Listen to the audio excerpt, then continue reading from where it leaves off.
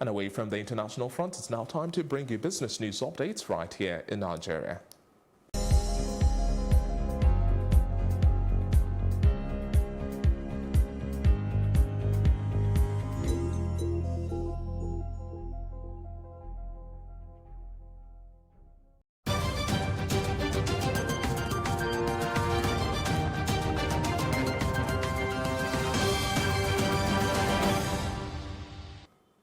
And talking business now, the Department for International Trade hosted a UK West Africa Agri-Tech Summit aimed at fostering trade and investment ties between the US and West Africa.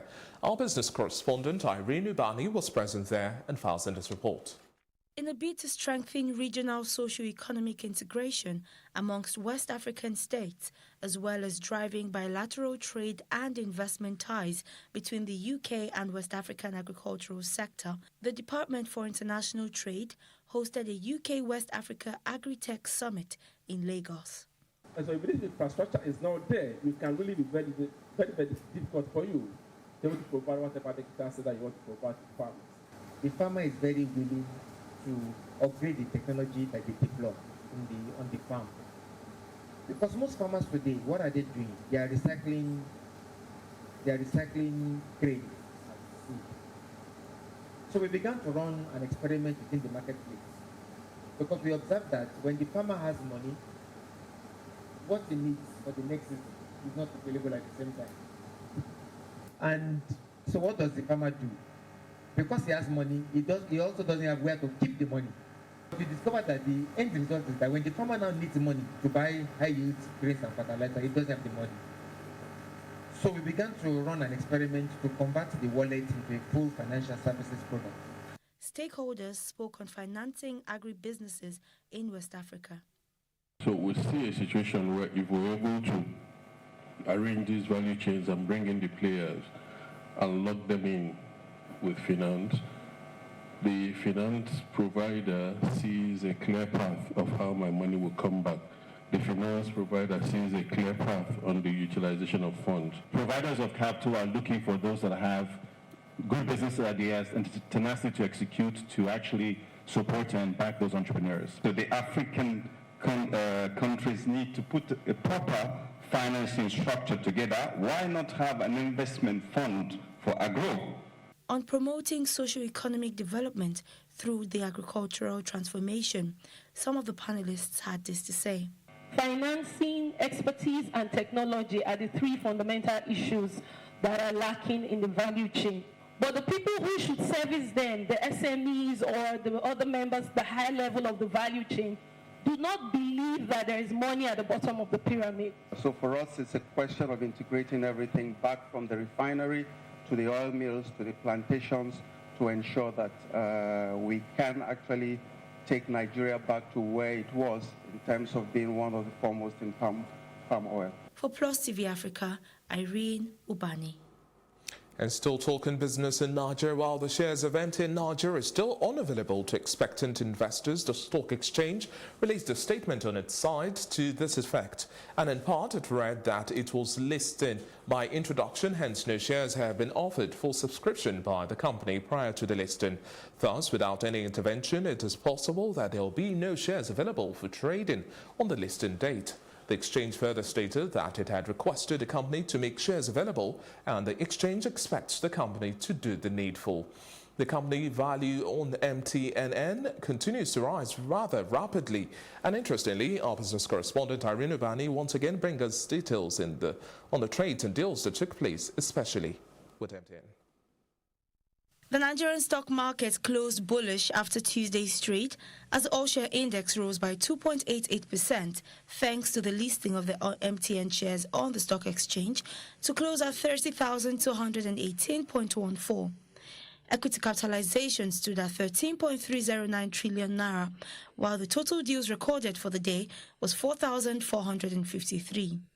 Leading the list of top gainers was MTNN, which closed at a value of 131 naira 70 kobo per share, while Dangote Cement closed at 185 naira per share. And on the list of top decliners was Unilever, which declined to 31 naira per share, while Custodian also dropped to 6 naira. Leading the list of top trades was MTNN with a volume of 110.718 million shares valued at 14.581 billion naira. On sectoral indices, only the consumer goods recorded a negative of 0.33%. However, NSE Insurance was up 0.41%, NSE Oil and Gas was up 0.58%, NSE Banking was up 0.94%, NSE Industrial was up by 2.08%. For Plus TV Africa, Irene Ubani. All that it in business news. Still to come, we have entertainment and sports. Don't go anywhere.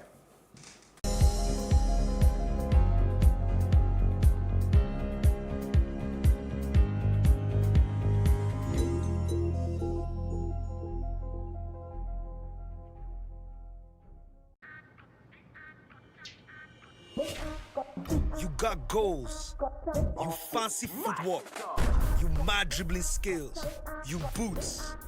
Most of you guys should know this drill.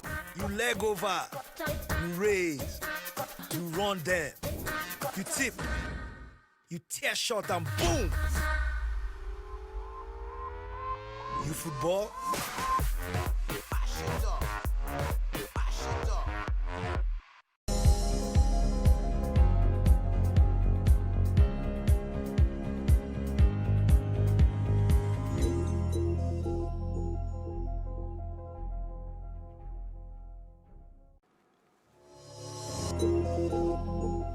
Now an entertainment news update. A 93-year-old woman by the name of Nancy Wigginton, also known as Nan Winton, who was the first woman to read the news on the British Broadcasting Corporation, has died.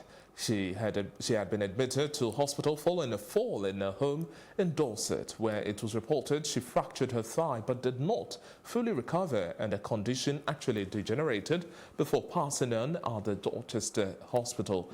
And an inquest into her death revealed heart failure, hypertension and frailty of the old age. However, further investigations are to be determined early next year for reasons undisclosed. It's now time to bring you sports updates with Samson.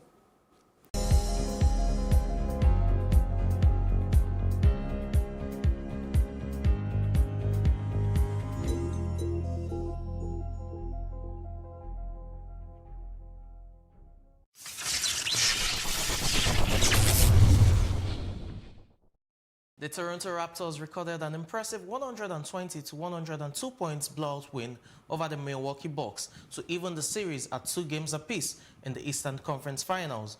Here are the highlights of the matches.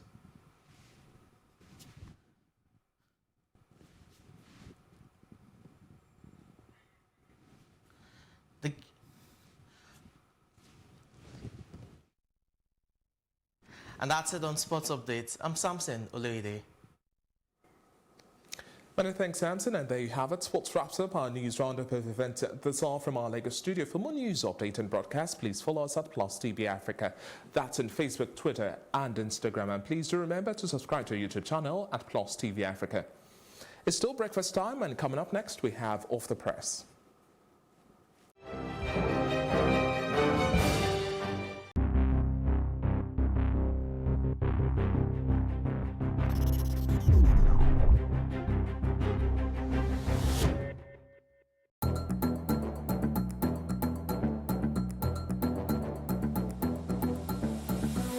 Country people, we dey thank una one that joined us on top News on the Hour for Plus TV Africa.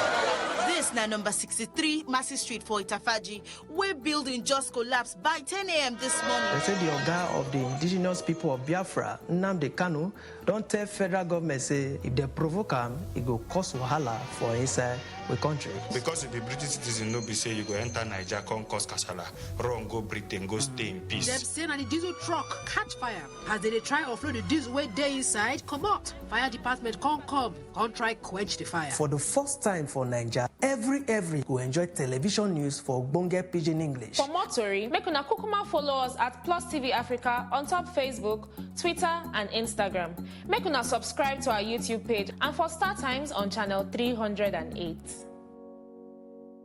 Today on the program, our guest is a retired Nigerian police officer who served as the 18th Inspector General of the Nigerian Police, IGP Solomon Arase. Insurgency in the northeast, where it is geolocated, is an asymmetric warfare. police officers who you post on the highway, after 8 hours, sometimes, they suffer some temporary insanity. The stun gun reduces fatalities. It's not as an AK-47 that kills you. When you are going to recruit policemen, get the best from the market. It is not the numeric strength of the policemen that matters. It is the quality of the policemen that matters. Some people cannot manage stress, and the only way they can manage it is to take solace either in alcohol or drugs. Premiering this Wednesday at 12:30 p.m. with a repeat broadcast at 8:30 p.m. on Plus TV Africa. Welcome to The Advocate, a program that thrashes out all the topical issues of the day. When you are in government, you don't see nothing wrong with whatever is happening. The moment you are out there, everything is wrong. You can't even see many women now, and when they're there, they're not even really making a mark, and then they have an NYSC problem and this and that. One of the reasons why we don't have more women in politics in Nigeria is for as long as political meetings continue to take place in the middle of the night. Exactly. No, really. Disastrous for a president To even say be he's unaware of the chief It's justice. a ploy. It could be a strategy. That strategy was very terrible strategy. Because the buck stops at your table. Whether it's that we don't look after our cities, and quite frankly, Nigeria is becoming a very ugly place. When you are the only one feeding the people with this news, and there is nobody countering them, it becomes, the news.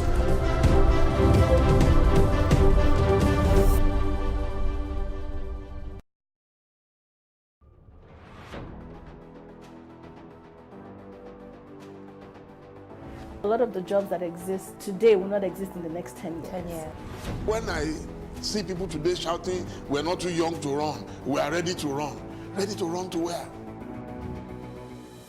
The people of excellence are, to a certain extent, being held ransom by idiots and bandits. Once you are in government, you believe everything you do is right. And once you are in opposition, everything the government does is wrong. And so it's time for us to take over power.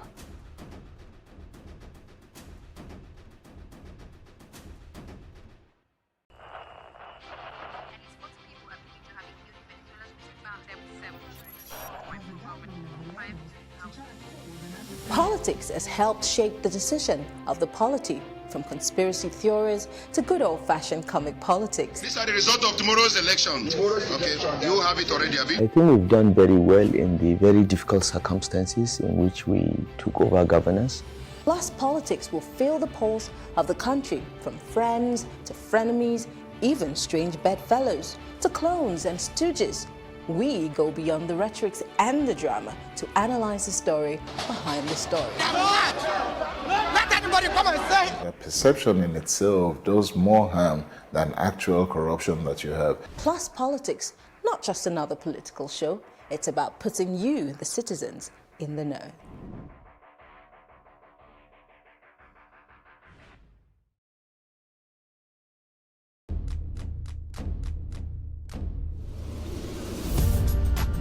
You're watching Plus TV Africa, and this is Tea Time. I loved the energy when I came in here. It was so positive. I was like, I can live here. My real names are Akbovyokobo, Akborobomemere. I think my father is a comedian because most times when he calls me, he's like, yo, make sure you use condom, them girls out there. So are you telling me I should have shot my shots? Ife, you are my younger brother. Age is nothing but a number. Well, I'm a vampire. I believe in equal rights for women, and I also believe that a man is the head of the house, so we need to draw our limits somewhere.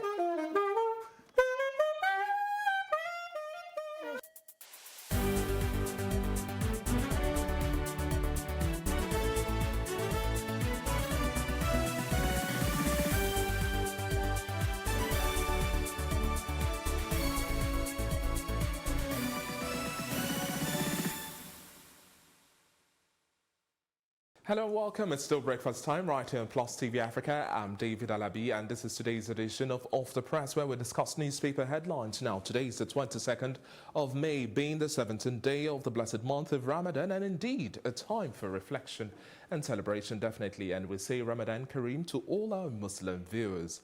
Joining us today to discuss the major headlines on the national dailies is a public affairs analyst, Bilal Olajide. Good to have you join us, Bilal. How has it been today? It's been quite a while we've had this session. Yes, I've been here every Wednesday. I guess you had a different shift. Exactly, but it's good to have you. It's good to Hope be your morning here. started off just fine. Yeah, so far so good. Okay, let's kick into the main activity for today. Now, starting off with the Vanguard newspaper, we see the biggest headline here, Fulanization agenda. Obasanjo seeks to divide Nigeria in his old age, and that's according to the federal government. And we also see multiple writers here, says his comments are divisive, depressing. And on the newspaper, we also see no Yoruba president in Nigeria for